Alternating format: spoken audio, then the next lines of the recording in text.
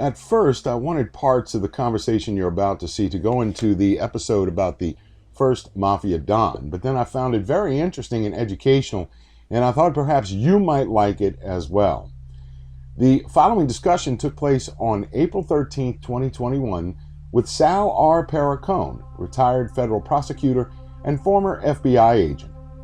In this conversation, Mr. Perricone and I discussed the origins of the Mafia and how they gained the power base within the United States, starting right here, near the city of New Orleans. I hope you enjoy it.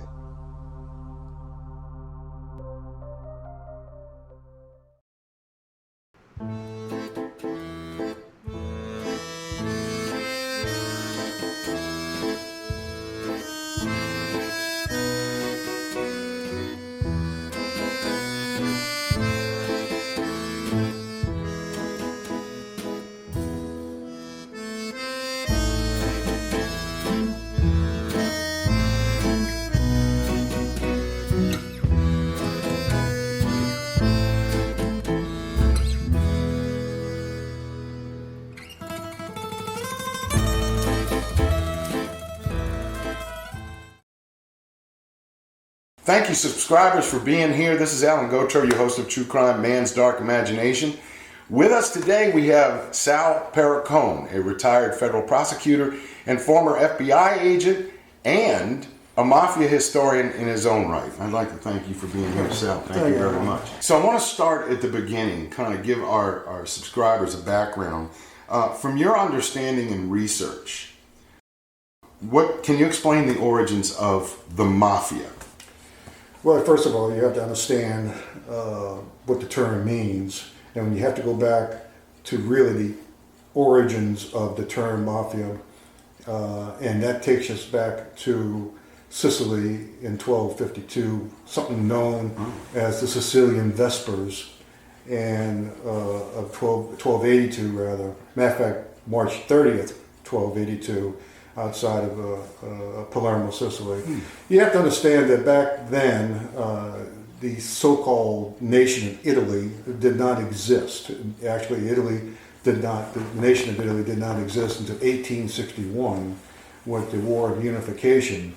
Prior to the War of Unification, Italy, the peninsula of Italy, including Sicily and Sardinia, were principalities or ruled by different kingdoms, including the Papal States, from the Mediterranean on up to the Alps.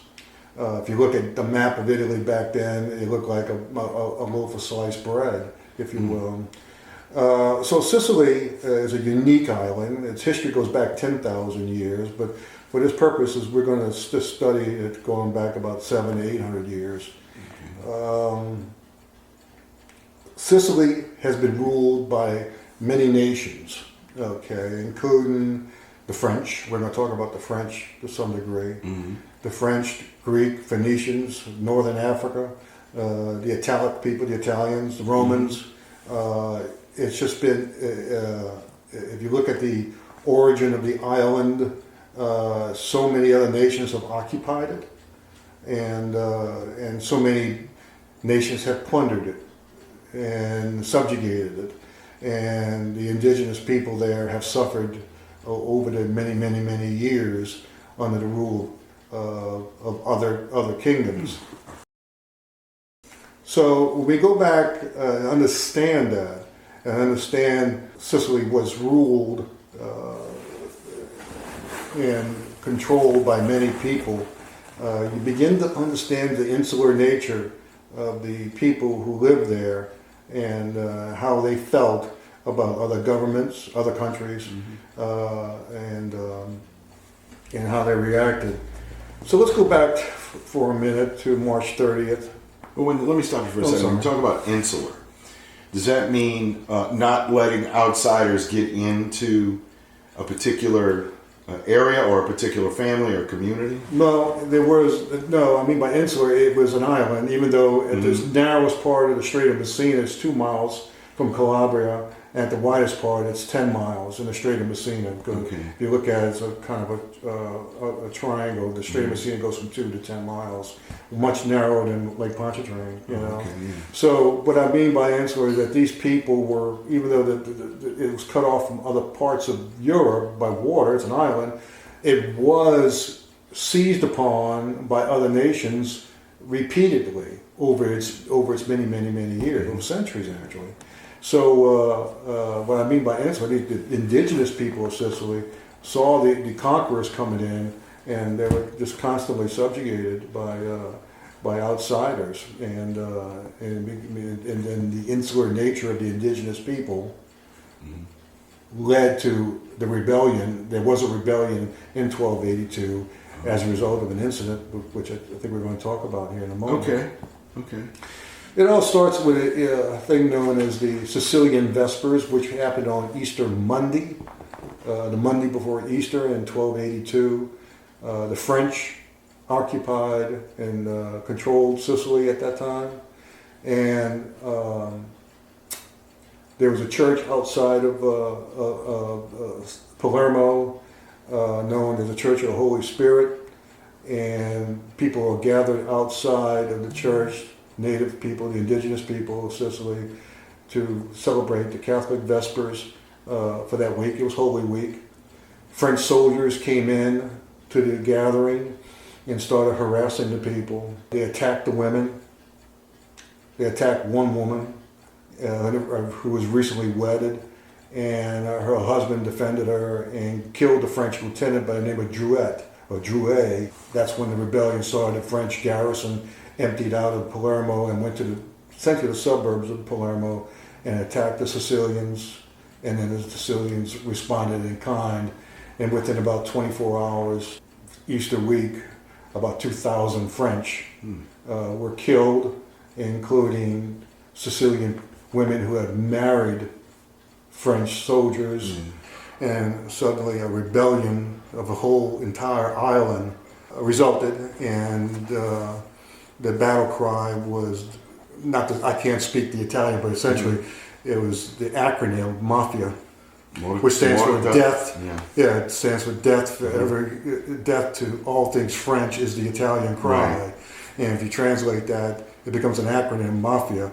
And also etiology of the word, etymology of the word is still in conflict, but it has an Arabic origin, which means brave and swagger, because Italy was once occupied by northern African nations. You can see some of the architecture in Palermo. You can see it's got a strong Moorish flavor.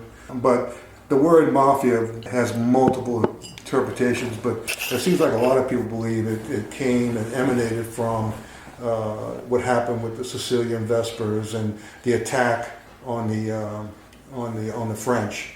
And the term mafia then grew into these areas where they had the security units that protected the villages, and this was essentially the origin of the mafia. And it's not only Sicily; it went all the way up to the boot of the Italian peninsula. You got the Camorra in Naples, and you got the Nengretta, Calabria. And it goes all the way up to the Alps, and different sections of Italy had these units, had these insular protection leagues, if you will, which commonly picked up the whole term mafia or mafia, which also, if you look at it in Sicilian dialect, means my daughter. So you got the combination of the battle cry, death to all things French, is the Italian cry, plus someone also said that it also stands for Mafia, which is my daughter, the girl that was attacked by the French lieutenant.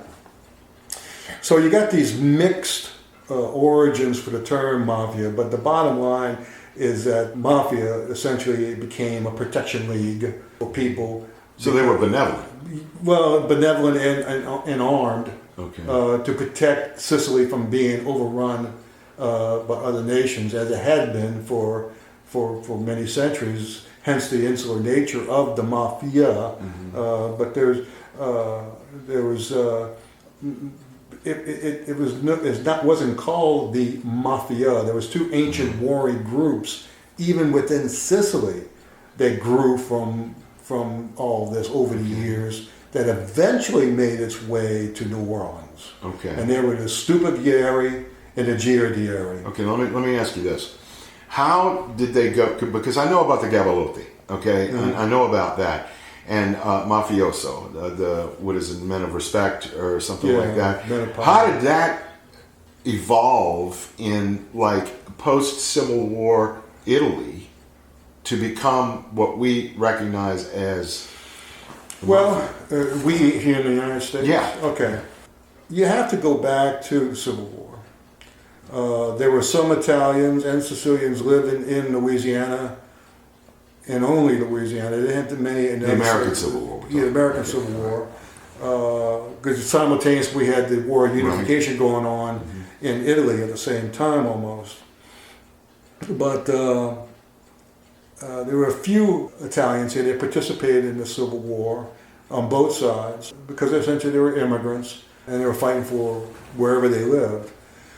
Then after the Civil War, with the liberation of the slaves, a lot of the slaves left Louisiana and went north. The Louisiana legislature in 1869 started what was known as the Bureau of Immigration. Now you realize the federal government was nowhere near the bureaucracy it is today. So Louisiana had its own immigration division. So if you read their manifesto, they wanted to go to Europe, particularly Southern Europe, where the climate of Louisiana was consistent with Southern Europe, and it is, to bring workers and immigrants over here to do the work no one else wanted to do. The plantations were abandoned, and back in those days, you think about the food that was consumed in Louisiana and New Orleans was grown here, or grown in the area around New Orleans. So if you didn't have the plantations, a city of 250,000 would die, starvation. So they recognized... So this wasn't just a perceived shortage. No, this is real. Okay. Oh, this is very real. And the city was growing. It had to get an infrastructure established. The Union Army was pulling out. Reconstruction was essentially over and a failure to some extent. So this is why we saw so many ships coming from Naples and coming from Palermo to New Orleans. Louisiana is the only southern state where you can say that about 20% of the population, if not more, has some Sicilian blood. Everyone has some drop of Sicilian or Italian blood in them. You can't find that in any other state in that large numbers, particularly in South Louisiana. Oh, okay. You know, and of course it's up in a little bit in North Louisiana, but mostly in South Louisiana because of the immigration from about 1875. When they came here, you have to understand the zeitgeist of the day in New Orleans. We go back to even the nascent stages of the Democrat-Republican Party. New Orleans was a very heavily Democrat, white, Anglo-Saxon Protestant city, and it was controlled by white Anglo-Saxon Protestants for many years. And they didn't like foreigners, although they needed them. Two, they were Catholic. They didn't like the Catholicism. They were anti-Catholic. Well, the nativists thought it was a papal plot. Back then to invade with Sicily. They didn't trust they didn't trust the popes because of the history of the corruption in the Catholic Church, and they didn't want to take orders from any more kings because they looked at the Pope as a king. So Catholicism was something to be eschewed. The Italians had their own language. Sicilians had their own language. You can't, even though Sicilians are classified as Italians, they have their own dialects. Which is? Is it Alabresh?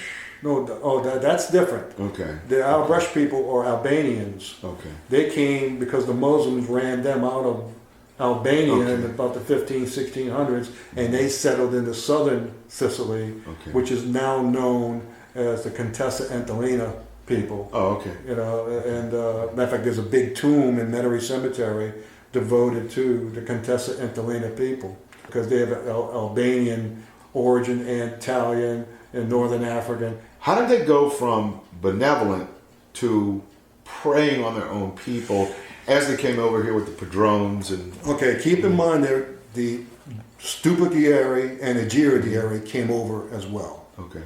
Because they saw it as an opportunity. The program that Louisiana published basically promised them the world. Come on over, the streets are paved with gold, as they said. But when the Italians got here, they said, yeah, they told us the streets were paved with gold, but they expected us to pave them. And they did.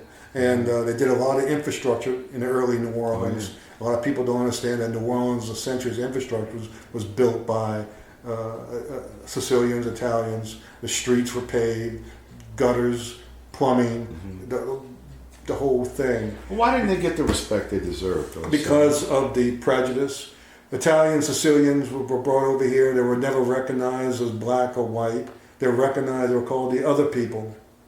And that's what they called. They couldn't classify them as white, and they wouldn't classify them as black.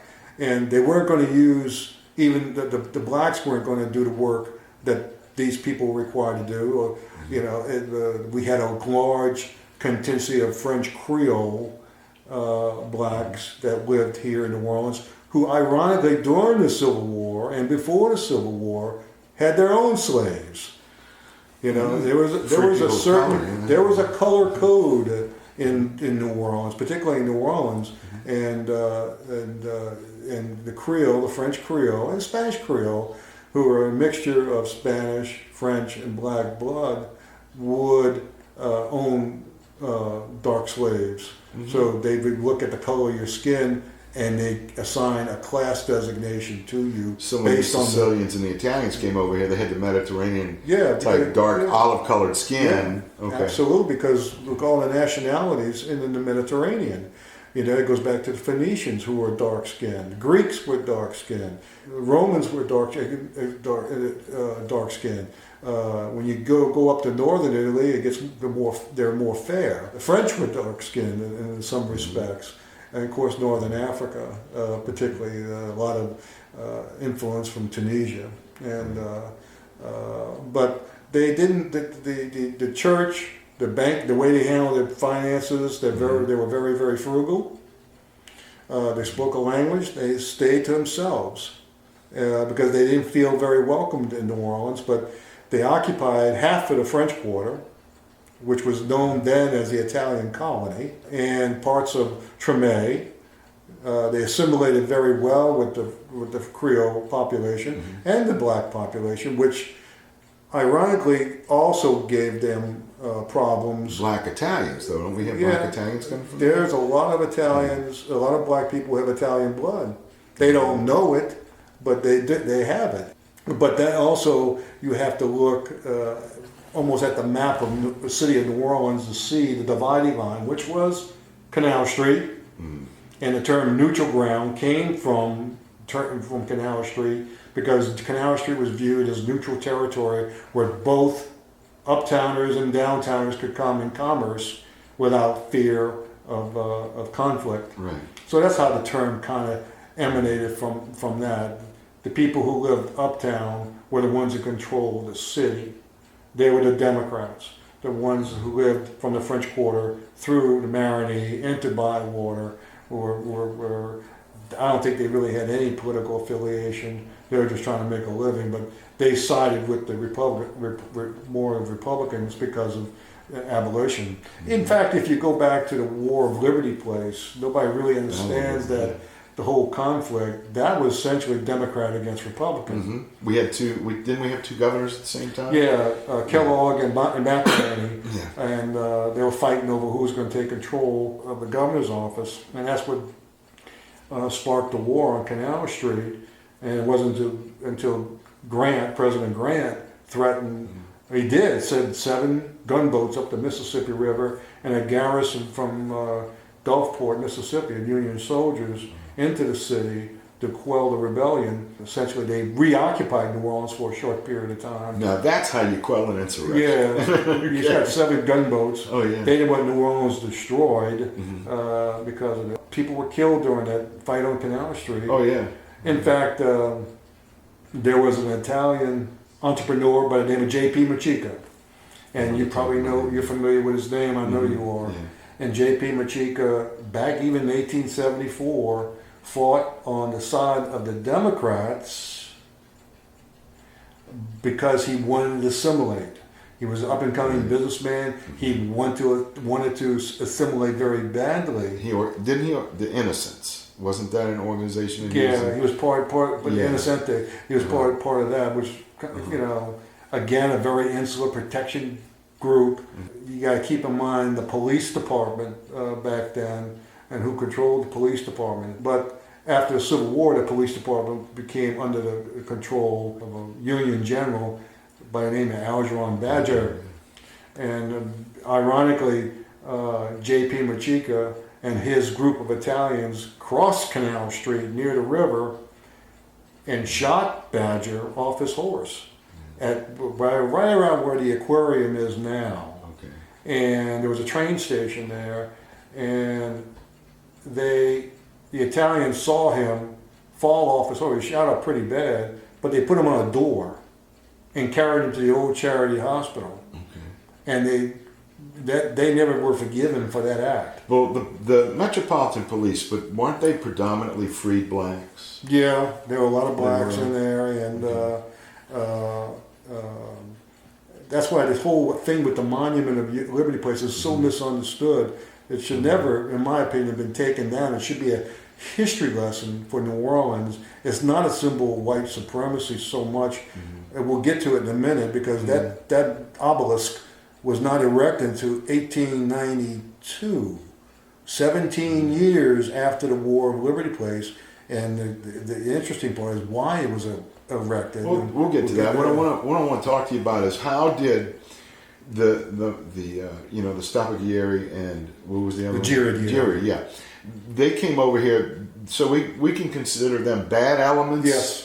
And they were the ones that preyed on their own people when they preyed on their own people. Okay. And they started an extortion mechanism known as the Black Hand. Now, a lot of people conflate the term Black Hand with Mafia. No, it's not the same. Well, the Mafia, or you want to call it the Mafia, they utilized Black Hand as an extortion tool. As a method. Yeah, essentially they would put the Black Hand, or illustration of Black Hand, that you're going to have to pay protection. They only preyed upon other Italians. They didn't go uptown and prey on anybody. They just preyed on their own people, and the Italian people were getting it from both sides. Okay. They're getting it from one side of Canal Street, and they're getting it from their own. How did they infiltrate governments and businesses? Oh, wow. Well, we have to flash forward a number of years into probably the 20th century, when they really became a stronghold, and then you enter into the age of Silver Dollar Sam Carolla, Carlos Marcello, and that group, and their affiliation with other crime families who are also forming in New York and in Chicago and the other major cities in the United States. And they infiltrated government through bribery, extortion, voting fraud, controlling votes, the typical way of doing things. That went on. Louisiana was basically a prime place for that to occur. Southern Louisiana was, yes, absolutely. Okay. And it's been my understanding through research and investigation that a lot of politicians, non-Italian politicians, owe their political careers back in the 30s and 40s to the Mafia. Particularly if you're elected in and around New Orleans, you had to kiss the ring to get the votes, because these people were the street muscle. Now, what I want to do is I want to talk about Machica and his role, because there have been a few historians that have argued that he was not a godfather, although he had dealings with J.D. Houston. And if you saw the movie Vendetta, Christopher Walken makes Machica an offer he can't refuse. J.D. Houston makes him an offer he shouldn't refuse, but he does anyway. Machica was a unique character. He wanted to assimilate and be somebody in New Orleans, but he was really, pardon the pun, sailing against the wind, even though he ran a maritime industry that New Orleans needed, but he was fighting an uphill battle trying to get assimilated and become a man of honor. He held some type of South American honorary consul. He built a business. He transported a lot of the citrus product from South America and Central America to the port of New Orleans. I read somewhere he was responsible for introducing bananas to New Orleans. Okay. And before the Civil War, people in New Orleans didn't know what a banana was. But they brought him up, as well as other people in at that time. Sam Zameri came a little later, who started the United Fruit Company. But you have to look back at the port of New Orleans at that time. It was an integral part. The port of New Orleans also played a very dark role in Italian history here in New Orleans as well. Machica ran a shipping company that brought a lot of cargo, and most notably citrus products, to North America from Central America. And he had some of the stalls in the French market, as well as stalls in other markets. You have to keep New Orleans had its population again of over 200,000 people, which is pretty good size city for today. And as a footnote, one used to say that after Katrina in 2005, the population of New Orleans dropped to the Civil War levels, which was about 250,000. Wow. And it's true, because the city was so devastated by that hurricane. But nonetheless, the New Orleans people had to be fed. Machica would bring a lot of food and food products up from Central and South America, and he had the stalls in the French market as well as other markets around the city. There were no supermarkets. You had these big major markets like the French market. You had another one in Orleans. You had another one in the middle of French and Poydras Street, the Poydras market, which was one of the biggest ones, much bigger than the French market. And they used to bring all the food to those markets, and the people would go to the markets and buy directly from the vendors. That's how people used to make groceries in New Orleans. And then eventually, like my grandfather had a corner grocery store in mid-city, they would eventually go to the market and set up little grocery stores so people wouldn't have to travel so far on a horse and wagon.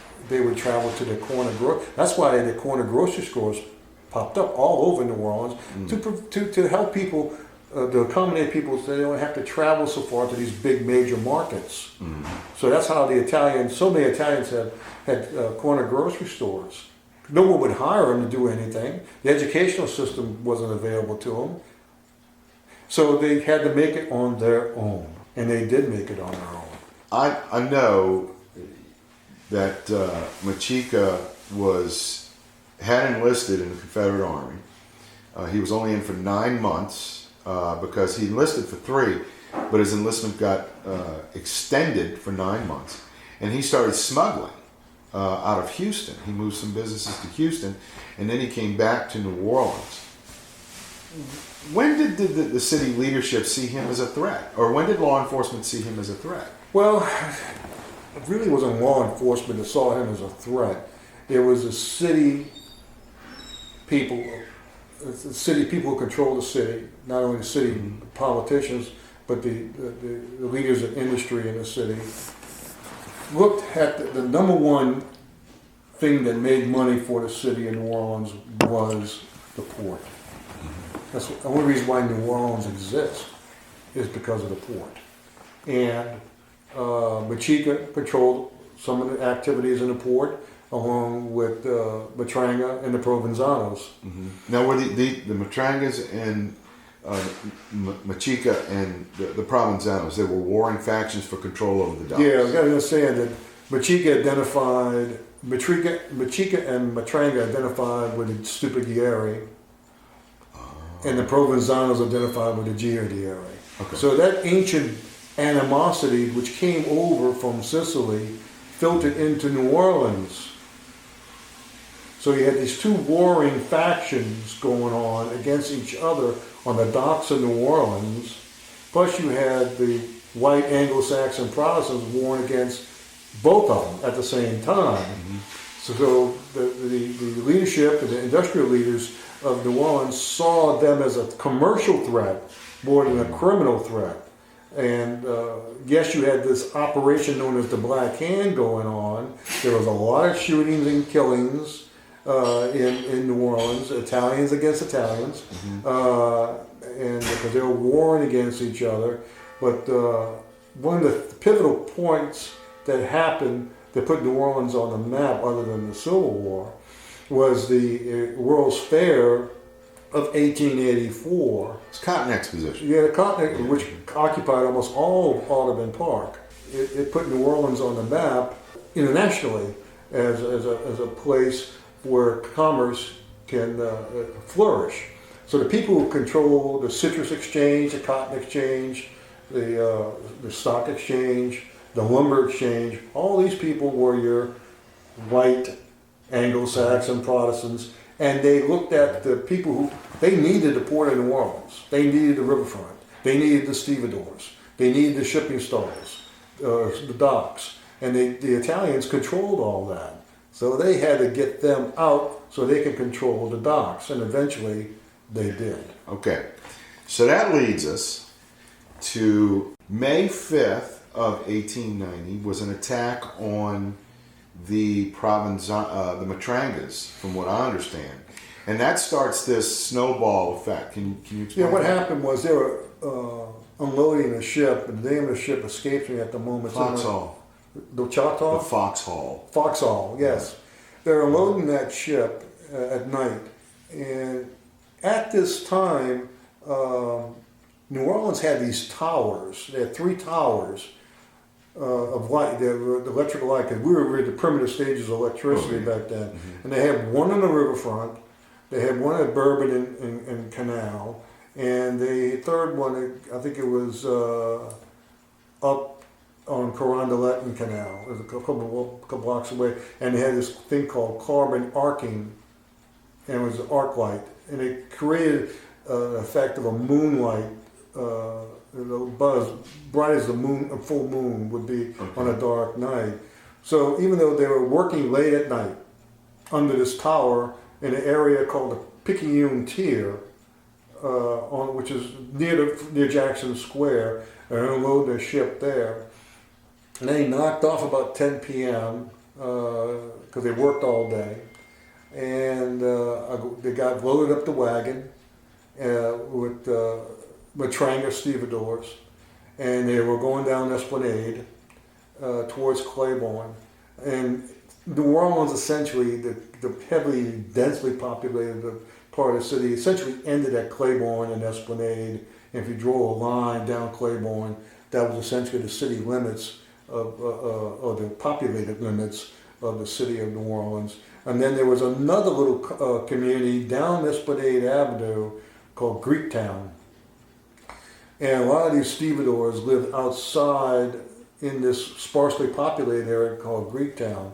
So when the wagon got to the intersection of Claiborne and Esplanade, Provenzano's group seized upon Matranga and shot a lot of them, and they had a war right there. Now the Provenzanos had a relationship with the chief of police back on that May night. His name was David Hennessy. Hennessy had a relationship, a commercial relationship back with the Provenzanos and a brothel and a bar. At this time, it's estimated that New Orleans had about 62 combination of brothels, casinos. Legal brothels. Yeah, they technically under Louisiana law were illegal, but the city tolerated them and they taxed them, which essentially was extortion. If you're taxing and getting money from an illegal operation,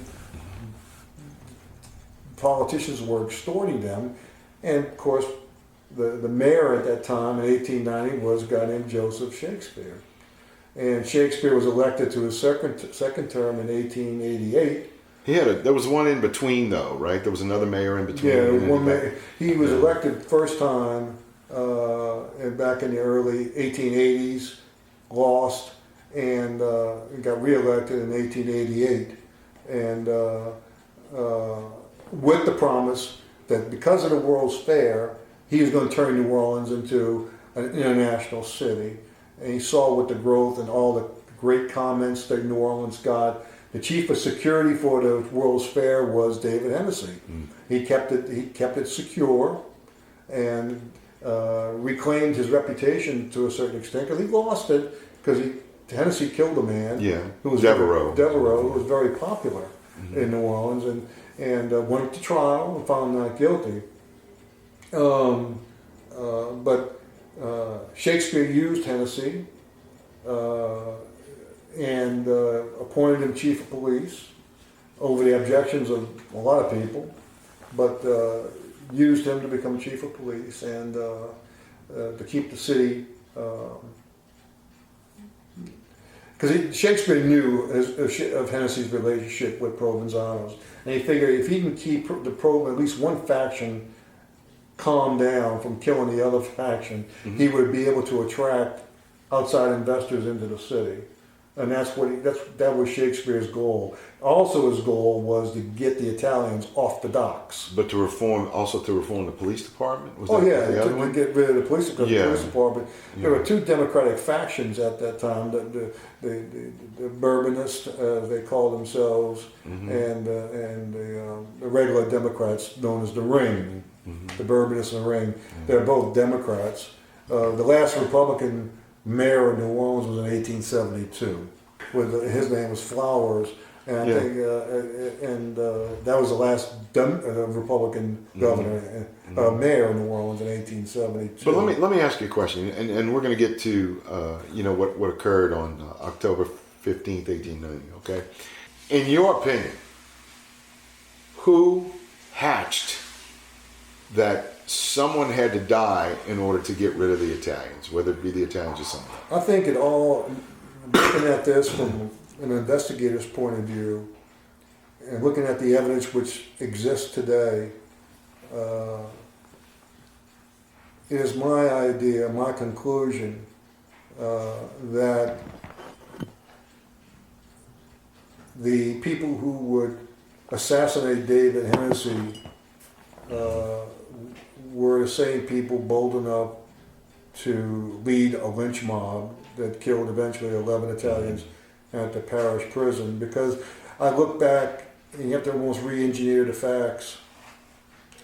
You look what happened after the lynchings of 1891, March 14th, 1891, and you look what the city immediately did thereafter, and that was to authorize the formation of a corporation known as the Louisiana Construction and Improvement Company, which essentially was taken over. You mentioned J.D. Houston. J.D. Houston was the first president of that organization. He took over the docks. The Provenzanos were gone. The Matrangas were gone. Machica was dead. He was killed in the lynchings. The people essentially controlled the docks until eventually the state of Louisiana took over docks, who controls the docks today. Yeah, but Houston didn't live that too much longer after that. I think he died in 1894. Yeah, he died. So did Shakespeare. Yeah. Neither one saw the turn of the century, 1900. And Shakespeare's son died, young son, 12-year-old son, died of, I think, some type of disease. It is my belief, Alan, that you look at the facts, there was so much animosity against the Italians that my belief is they sacrificed Hennessy, the people who controlled the city, and they blamed it on the Italians. And because of what happened, the newspapers jumped on the bandwagon immediately, and the city population went, because of the newspapers, Shakespeare immediately rounded up about 200 Italians they could find that night and blocked them all up. Did Machica just get caught in the dragnet, or they specifically targeted him? He had a perfect alibi. He was seen at a play and at a restaurant by one of the people, the lead captains of the investigation, Captain Journet. And Captain Journet, he saw him. He was out on a social night. He was at Farbacker's restaurant in the French Quarter, and then subsequently moved to the 100 block of St. Charles Avenue. But he was at Farbacker's restaurant. This curious thing about all this, the reason why they went after the Italians was that Hennessy was working late that night on October 15th, 1890. He was working on technically reforming the police department and had hearings and disciplinary hearings on policemen who were doing crazy things back then. And his good friend was a guy named Billy O'Connor, who belonged and operated the Boylan Detective Agency. Just a funny part about New Orleans' police and security functions, that the police department, they had a municipal police department, which was uniformed. They had a detective bureau, which was separate, which was called the group of aides, the division of aides, and the chief of detectives back there was called the chief of aides. And you had two detective agencies. You had civil authority, the Boylan Detective Agency and the Farrell Detective Agency. They all had... So you have all these different jurisdictions within one city. Yeah. Okay. It was crazy. Okay. So O'Connor and Hennessy were working late at the Central Police Station, where the Central Library is now, at Tulane and Loyola that night. And they decided, it rained all day, a front was coming through, and it rained. Now Hennessy, customary, he lived at a 200 block of Girard Street, right about where... 200 block of The Girard? 100, 200. I thought it was 123 Girard Street. Yeah, it might be. And then he But went right around the off- corner to the Gillis's. Yeah. Yeah, okay. And right there, you know, he could Where the walk. Superdome is. Well, the Superdome was a little further down. Okay. It's Okay. further down where the Protestant cemetery was. Okay. And So where would his house, now if we looked at present day New Orleans, where would his house have been? it would probably be, there's a building there in the corner, a high-rise building. Okay. Energy building. Oh, really? Yeah, Wow. right where that would be, Okay. that's Girard Street. Girard Street goes. You got the old federal building on one side, and you got the energy building on the other. Right Okay. about there, before you go under that building there, Okay. where Macy's used to be. Oh, okay. And then the Protestant cemetery was down the end of the block. So you go down Loyola, you take a right on Girard, and you go, and there's this bridge right here. Yeah, Okay. before that And you go- bridge. Before that bridge. Yeah. Okay. Yeah. Okay. Because the Protestant cemetery was afforded one of the assassins the escape route. The guy jumped the wall, went over through the cemetery. Oh, okay. And one thing is that Sicilians would never do is go into a cemetery at night because Right. of superstitions. Mm-hmm. And then another one went down towards the basin into a lumber yard, but no one was caught. Now, it's supposed that O'Connor's took down Hennessy's dying declaration that the Italians did it. The Dagos did Yeah, it. they used it. But that's the only declaration we had that accused them. Yeah, because when Hennessy was taken to Charity Hospital, the old Charity Hospital, they brought in what is known as the city recorder or the city notary to take a statement. He never mentioned that. Sergeant Richard Walsh asked him the question. He says, "Do you know who did this?" And he shook his head from side to side and said, "No." No. From what I've read. Yeah, I believe that. But the funny part about this, Alan, is this. During the trial of the first group of Italians they put on trial, was 9 of them, they never called Billy O'Connor to the stand. They never called Billy. I'm not a lawyer, O'Connor but that's common sense.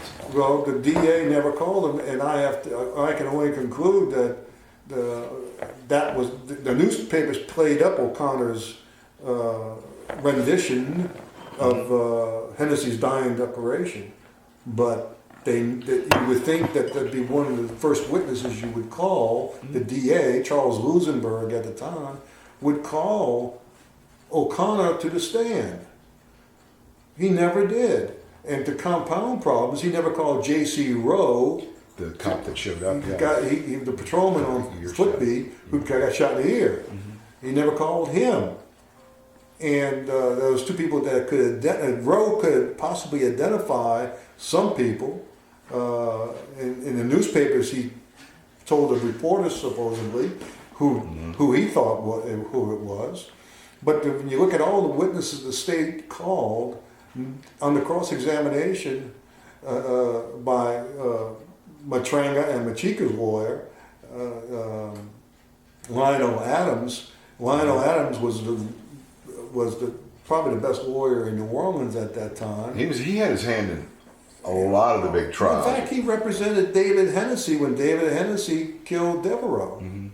And he represented Homer Plessy on the famous case Plessy versus Ferguson. So on cross-examination, what I've read and studied and what I could find is that Lionel Adams totally dismantled every witness Lusenberg called to the stand. Mm-hmm. They could not identify anyone who was sitting in the dock as the assassin. In fact, if you look at the people in the dock who were in that first trial, the first 9 that were on trial, they were common laborers, they were stevedores. Mm-hmm. One, Manuel Polizzi, was kind of a little crazy. Well, He tried to commit suicide in the courtroom. Mm-hmm. Charles Matranga wasn't Charles Matranga like he was either a boss or an underboss? Was he a boss, underboss, or like considered a godfather? Because my research tells me that Machika was just a consigliere in some instances. Well, it's hard to say. Machika had their primary business was the shipping and the marketing. Mm-hmm. Matranga controls part of the stevedores. Okay. He got into it with Provenzanos because the Provenzanos, Matranga took part of the Provenzanos' business away from them. And that's what created the war between the Provenzanos and the Matranga group. Mm-hmm. Machika had the boats, the ships, and the markets, the stalls in the market. So once the stevedores unloaded his boats, the produce would go to the markets. Mm-hmm. And that's how they was there a formal organized agreement between the Matrangas and Machika? I don't know. Okay. And I know that, but the war was against Matranga and the Provenzanos, and vicariously it filtered down to Machika. Okay, now once they get the verdict, and they are acquitted, okay, and they are moved back to the old parish prison for safekeeping, I assume. Now you have all the birds in one cage, so to speak. Okay. The plan really did it change at all? Do you think these people that had okay, well, we're gonna have to sacrifice Hennessy, and I'm gonna put these Italians on trial, and I'm gonna knock the Italians out. All right, let me go back to the investigation of the assassination of David Hennessy. Mm-hmm. That was not really conducted by the police department. Mm-hmm. That was conducted in the second floor of the Cotton Exchange building on Carondelet Street. And the police department was kind of pushed to the side. They would do the bidding of who was conducting this investigation, and we believe as members of New Orleans, the so-called elite population. The police didn't really conduct the investigation. Right. There's some stories that come out of how people were tortured or beaten inside of the Cotton Exchange building back then to extract confessions. Mm-hmm. As you know, they eventually indicted 19 people. Mm-hmm. Lusenberg decided to put 9 on trial. The 9 went to trial. The trial started in mid-February 1891. They went through 1,200 jurors because they couldn't find a fair jury. The voir dire lasted maybe a week. The trial lasted about 3 weeks. How normally does a voir dire last? A day. On a complicated case, it could go. It could easily go a week. On a very, very sensational case. On a normal case, it could go a couple of hours. In a federal case, the judges control voir dire. It could go a couple of hours, and that's it. In state cases, you have attorney-conducted voir dire, and it can go, depending on the sensationalism of the case, and the jury pool, what they know about the case. It can go maybe a day or two. In a very sensational case like this, it can go a week. That's normal. It still could go a week today if in a very sensational case. one that's gotten a lot of publicity. If there is attorney-conducted voir dire, because attorneys they're not supposed to, but they try their case before the jury during voir dire. But judges try to rein in the attorneys. But lawyers under state law have a right to conduct voir dire for their clients and to select what they believe will be an unbiased jury. Mm-hmm. So after voir dire, you had this first 9 defendants, which included Machica and Matranga. Okay. And both of them had pretty good alibis. And the rest of them were just common laborers. One was a cobbler. Several of them were stevedores. Mm-hmm. And then you had the 14-year-old. Mm-hmm. Then you had the 14-year-old. Right? And the 14-year-old boy who supposedly signaled when Hennessy was going to come down Girard Street. But typically, Hennessy, this is the point, I guess you have to understand, Hennessy never went that way with O'Connor that night. Okay. He usually went a back way to his house down a street called Franklin Street, which doesn't exist anymore. Mm-hmm. It's but O'Connor convinced him, let's go get some what they call oysters and milk. And they did stop at a place on North Rampart in Poydras. And I don't know how you eat oysters and milk. To me, but Hennessy didn't drink, but that was his last meal. Uh-huh. And then O'Connor walked him to the corner of Rampart and Girard. O'Connor went towards the river. Hennessy went towards home. And that's the last time. Supposedly the 14-year-old boy was whistling something. How they knew Hennessy was going to be at that location at that time, that's another thing I found very curious, because his typical route home was down the back street, Franklin Street, to his home. Do you think O'Connor steered him that way? I believe that it's very suspicious that O'Connor made that statement to the newspaper and was never called as a witness. And there's a possibility that since O'Connor lived on Spain Street, he was going the wrong way home if he was going to go walk down Girard Street towards the river. Okay. And he would have left Hennessy at Poydras and Rampart, caught the streetcar home, and because there was a street line that ran down Rampart Street or in Basin Street back down to where it's Spain Street, where O'Connor lived. But O'Connor went the other way, away from a route home, and this is like 11 o'clock at night. Okay, so we cover the assassination and the trial and the aftermath. We talk about the indemnity that happened. Okay. Well, let me stress something about the trial. Okay. That a lot of people didn't realize. The presiding judge was a man named Joshua Baker. He was also in a lot of big trials. Yeah. Joshua Baker, on the Wednesday when the state rested and the defense rested, Joshua Baker began to charge the jury, and he instructed the jury to find 2 defendants not guilty.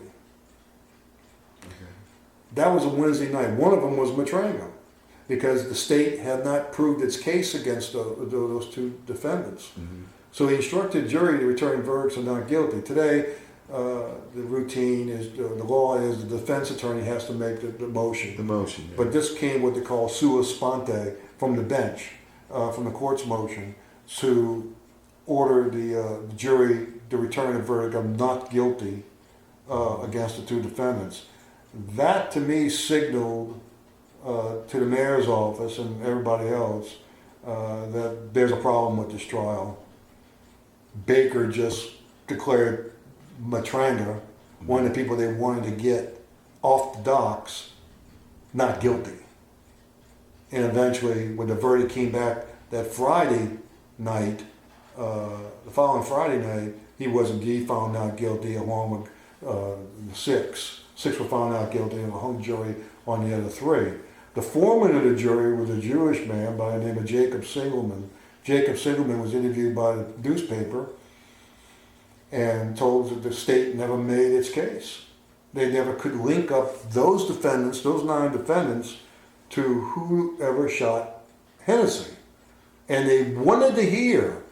They knew about O'Connor. They knew about J.C. Rowe. They wanted the state to call O'Connor and Rowe and hear their story. They read about it in the newspaper. They knew about it. They had 7 newspapers in New Orleans at that time. So everywhere you walked, you ran into a newspaper. Not like it is now. You got New Orleans is going. You got one, I believe, flimsy newspaper.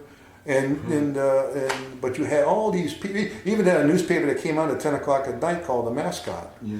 So it was New Orleans, for its size, 250,000 people, was covered in newspapers. It leads one to believe that sometimes they have to make up stories to cover the paper. You look at Alan, I spent days going through microfiche like you have. I know you have. Reading these old newspapers from back then, the Daily Picayune, the Democrat, the Mascot. There was a German newspaper too, I think, but they transferred. It was a German newspaper, and there was a French newspaper. The Union. Yeah, and that was they the translated Creole it into newspaper. English. Yeah, it was in French. Yeah, and that was printed in Tremé. But most of the newspapers were in the first 3 blocks of Camp Street off a canal. That was Newspaper Row, and they competed with everyone. And do you think there was some form of a yellow journalism involved? I mean, I don't want to overstate the obvious, but you know, they made speculations that, and that's another thing about newspapers, not only in New Orleans but newspapers around the country, around the world, is that the sensationalism muddies historical waters. I think when you're looking back and you're looking at this stuff. Now, in the documentary, we cover what happened. Machika was executed. Matranga gets away. He was wounded, but he got away. Right, he hides under a body, and then we see, people. You can't really compare it to what we saw as far as a riot is concerned today, or a lynching that's concerned today. Even though lynching was a scourge in Southern history, especially in Louisiana. Oh yeah, but because of Machika's death. And because Houston died early, and so did Shakespeare, did they really accomplish anything with killing what they thought may have been? Yeah, they did. They got the docks. Okay. They took over the docks. What their objective was controlling the docks and the stevedores. They got. But did they care whether the families actually survived or not? I mean, because you see the mob families. Yeah, the mob. It only got bigger. Yeah, well, Matranga becomes the head of a family. Yeah. And he kind of retires later on. He comes back to New Orleans. Yeah, he comes back to New Orleans. He kind of retires. He dies of natural causes. His house is still there on Wall Street. And Corolla took over from Matranga. And then we see reputed Carlos Marcello takes over from Corolla, correct? Yeah, Silverdale Sam took over from Matranga. Then when Silverdale Sam was deported, Corolla's son Anthony, who eventually I prosecuted years later, 1995, thought he was going to be the boss, but Carlos Marcello was selected. New York had a hand in that selection. And Marcello ran the operation for a number of years until he became essentially feeble and went to jail and got out of jail, but still feeble. And then when he did die, Anthony Corolla did take over. The underboss became Frank Gagliano, and Joe Marcello was still alive. Yeah. And those 3 essentially, you want to call it, ran the family. It wasn't. They really didn't regenerate the family until the early 1990s when we got involved in it. The strike force got involved in it, and because of the Gambino family came down here and essentially ran the what thing called worldwide gaming, the nascent stages of the video poker industry in Louisiana, and we essentially had the last mob trial in New Orleans in 1995. In your opinion, was Machika, could he have been considered a godfather per se? Yeah, I guess you could call him a godfather because he was respected. His funeral was very well attended in the French Quarter, according to the newspapers. Um, um,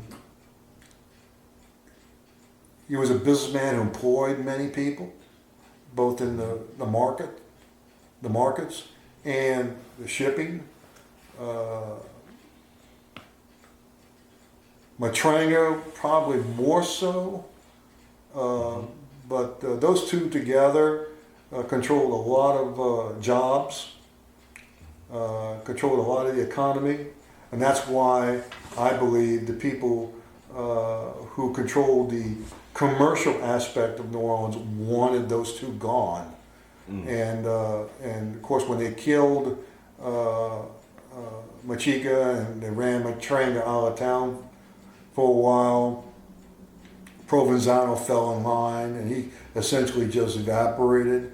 Because they believe that shooting that happened, we talked about earlier, that happened at Esplanade and Claiborne. They had a trial, but there was a mistrial. They had to retry the case, but those guys were still in the prison, waiting for their retrial, and they weren't touched.